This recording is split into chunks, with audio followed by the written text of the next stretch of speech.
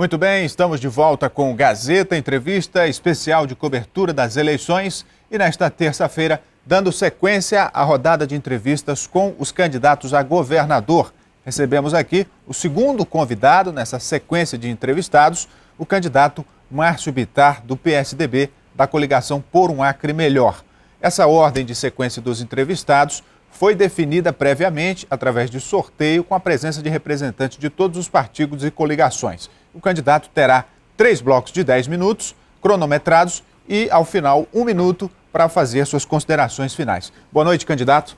Boa noite, Rogério. É um prazer.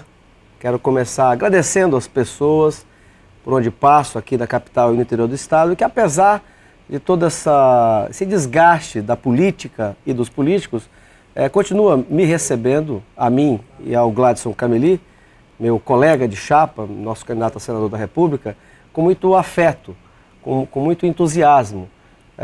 E eu quero, portanto, começar agradecendo a essa gente boa, querida do meu estado, pela recepção calorosa que faz a mim e ao meu colega de chapa, Gladson Cameli.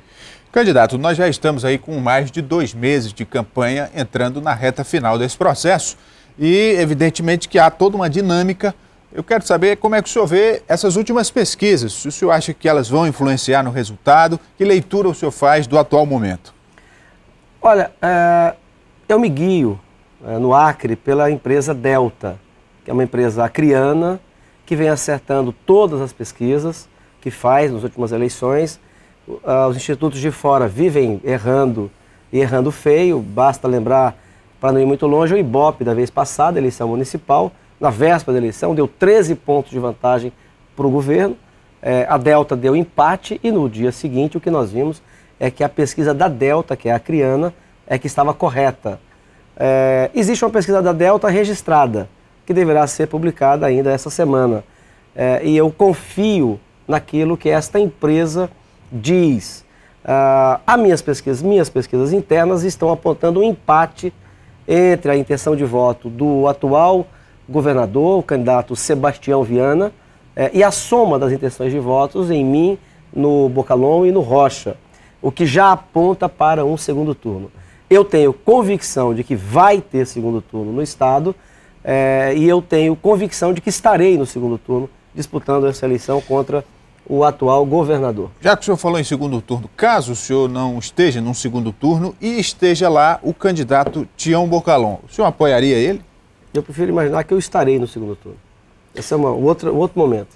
Candidato, agora em nível nacional a gente percebe a dinâmica também do processo eleitoral, muitas mudanças, né? Depois da morte de Eduardo Campos, houve uma reviravolta com a ascensão da Marina Silva e a candidatura de Aécio Neves, que é do seu partido, perdendo densidade.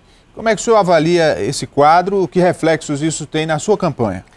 Sabe, Rogério, ninguém é candidato para perder a eleição. Então é óbvio que todos nós que disputamos uma campanha buscamos a vitória. Mas a vitória não pode vir com desonra. Eu lia uma frase um dia desse que dizia que se a sua fortuna cresce na mesma proporção que cai a sua honra, a fortuna não vale a pena. Veja bem, eu não sou um adesista. Eu não sou um oportunista, eu não vou mudar agora a minha campanha e o que eu acho em função de ter a Marina, que é uma conterrânea, como candidata a presidente. Portanto, eu quero te afirmar que a minha chapa e a minha aliança apoiam Aécio Neves para presidente do Brasil. E não é por outra razão, a não ser aquela que é óbvia. Eu considero o Aécio a pessoa mais preparada para administrar o Brasil. As ideias que o Aécio tem e que eu tenho são muito parecidas. O Aécio quer fazer um choque de gestão no Brasil, coisa que eu pretendo fazer aqui no Acre. O Aécio quer valorizar o mérito, a eficiência, que é o que eu quero fazer aqui no nosso estado. O Aécio quer despartidarizar o governo federal, é o que eu pretendo fazer aqui no Acre, despartidarizar as instituições. Portanto, na economia, uma visão bastante liberal, que é a visão dele, que é a minha também. No campo dos valores, uma visão conservadora, que é a minha visão também. Portanto, o meu candidato é Aécio Neves. Eu não mudo a minha posição com o sabor do vento, como se fosse uma folha seca ao vento. Então, meu candidato é o Aécio, meu grupo, ele esteve aqui assumindo compromissos importantes com o Acre, como, por exemplo, o levantamento da BR-364 no trecho que ela foi alagada. A verdade é que o governo do PT não fez até agora nada na estrada. O Aécio veio aqui para o nosso grupo, nos comprometemos com a realização da ponte sobre o Rio Madeira, que o atual governo prometeu e não fez nada, e não vai ser em 4 meses que aquela obra vai ser concluída, como também se comprometeu com a ligação de Cruzeiro do Sul com o Pucallpa, que é uma obra importante de infraestrutura que nos liga a um país que cresce economicamente 5 vezes mais do que o Brasil, e que é uma área baixa dos Andes que nos permitirá comprar e vender produtos, aquecendo a nossa economia, gerando emprego e renda. E outros compromissos que a Aécio veio aqui assumir conosco. Portanto, ele é meu candidato. Eu não vou pensar num segundo turno antes que esse primeiro turno termine. Ele é meu candidato, eu sou leal a ele, eu tenho lado, eu tenho postura. Mas, se não acontecer, aí é um outro cenário, a gente pensa lá na frente. Caso a Marina Silva seja içada ao segundo turno, diante dessa ascensão dela, o senhor apoiaria? As restrições que eu tive a vida inteira à Marina, elas não vão se dissolver agora. Eu já disse, eu não sou oportunista. Eu tenho lado, eu tenho postura. Eu acho que a Marina ajudou nessa radicalização ambiental que lacrou, de certa forma, a Amazônia. Acho que foi um exagero. Nada com relação ao comportamento, a moral, a história dela, que é admirável e eu também admiro. Isso será tratado, se o Aécio não for ao segundo turno, isso será tratado no fórum adequado, que é o fórum do meu partido, do PSDB. O que eu posso dizer é que eu, particularmente, em acontecendo do Aécio não ir para o segundo turno, eu vou defender no PSDB que a gente esteja com a Marina e não com a Dilma. Eu não vou apoiar, imagina o cenário. Eu estou no segundo turno contra o Sebastião Viana e tem Marina e Dilma. Eu vou apoiar a Dilma, que é tudo aquilo que eu acho que está errado no país. As minhas divergências com a Marina, elas são menores do que as divergências que eu tenho com o PT, com o governo da presidente Dilma. E além do que, eu como candidato a governador, no segundo turno, vou ter que pensar em o Aécio não estando no segundo turno, eu vou ter que pensar com quem eu posso me relacionar melhor. Quem pode ajudar mais o Acre, entre Dilma e Marina? A Dilma já provou que não quer ajudar o Acre. Essa conversa boba que o pessoal do governo inventa, só para terminar o raciocínio, essa conversa tola que o pessoal do governo inventa, isso é tico-tico, é migalha. Ajudar para valer, presidente Dilma não ajudou em nada o Acre. E eu vou ter que o dilema, quem é que eu vou ajudar? A Marina ou a Dilma? Se ficar entre as duas, é lógico que eu vou votar na Marina, porque é uma criana que não vai fechar as portas do Palácio do Planalto para mim no governo.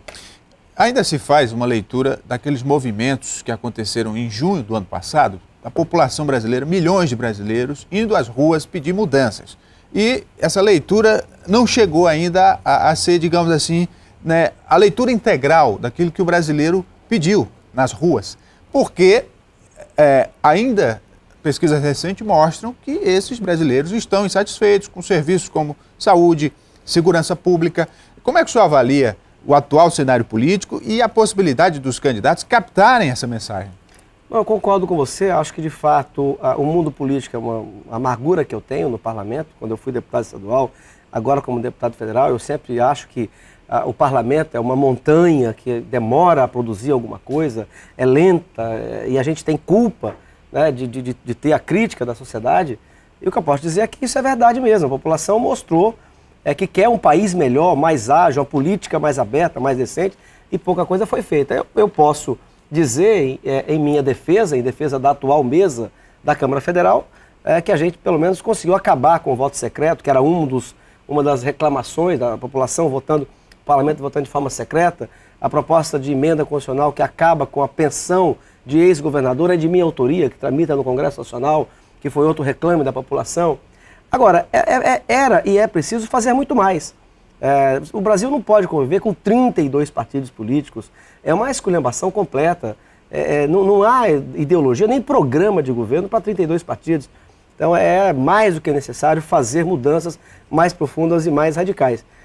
Quem não muda será mudado. Vamos ver o resultado dessas eleições. E o que parece nas eleições é que muita gente que foi à rua ainda está hoje indeciso em quem vai votar. E a nossa conterrânea Marina parece que é quem mais entrou nesse voto indeciso, que é justamente aquelas pessoas que foram à rua manifestar seu descontentamento. Imagina, cidades nem tão grandes, a pessoa perdendo 2, 3 horas por dia da sua vida numa lotação, no ônibus superlotado. Daqui a pouco a gente vai entrar nas questões locais, falar do programa de governo do candidato, mas ainda nesse bloco, candidato, esse último escândalo envolvendo a Petrobras e envolvendo, pelo menos supostamente, de acordo com as informações que se tem, políticos de vários partidos, né? E aí eu não vou aqui nem citar. Ou seja, isso exatamente em meio a um processo eleitoral. Isso pode fazer muitos estragos. Como é que o senhor vê esse momento com mais esse fator? Veja, a diferença entre o governo petista, comunista e os outros é que apenas eles se consideram dono do governo. Apenas eles se consideram acima da lei. Veja nesse caso da Petrobras. Quem é que comanda a Petrobras? É o PT. É o governo da presidente Dilma, são os petistas. Mas qual é a preocupação dos petistas do Brasil? É descobrir que no meio de 30, 40 políticos tem alguém do PSDB, como se isso isentasse. Candidato, o seu tempo está se esgotando nesse bloco, mas daqui a pouco o senhor retoma a sua resposta. Nós vamos para um rápido intervalo e voltamos já já entrevistando o candidato Márcio Bittar ao governo pela coligação Por um Acre Melhor. Não saia daí.